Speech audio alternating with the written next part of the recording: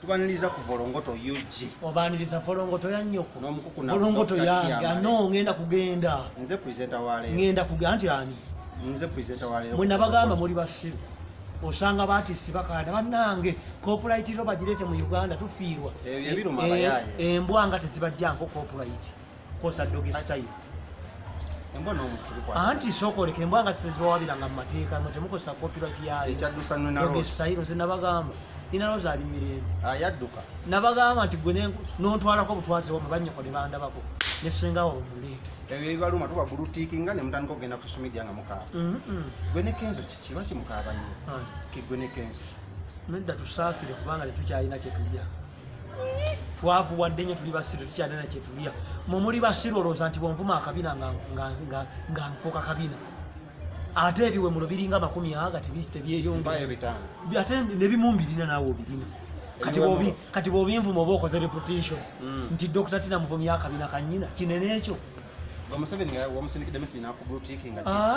sokooleke nabagamba nti Bobi Wine natuuka mu 7 nga aspirant Bobi Wine nafuuka mu 7 bwe tosobola kuŋŋamba nti mu keesi ez'abaana ba Pittu abawala mubeera mu Paris Forward for protection tate ani mu Pittu overseer yaka mukaaga olaba embeera egenda okujja nabagamba nti whatever you see buli ali mu kuvuma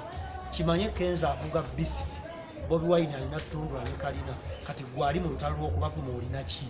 ayinza okuba alina ekyapa kyakya kati gwavuma Dr. T kikyonsinga tuyimirirawo naawe oyimirire wali Dr. T okwogera nnyo kwe kwakujja mu bizondo nebikola ki kati byawangudde beat awali views ze balina tokyaziina views Yes. ate sente ze balina anti era views zikola sente meka Facebook esasula YouTube esasula sinikira muli amannyo gwe nakugamba gwe Smith nakugamba nti okutuuka mu maaso ga Dr. T I'm a master with 1,000 technique wetunaweera omwezi guno nga guweddeko onaalaba ani asinga 6.6 billion omukuku navuze twatwogerako zazze netula abasajja nga nansoze kubiramu okulikaye Rwagadi nene wateekako ko kubivulu ne Kaye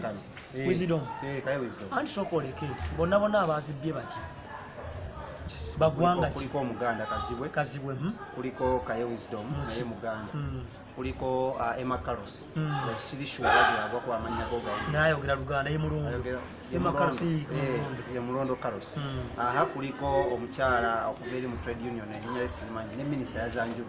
nakiwala kingi muki muganda kale Dr. T watu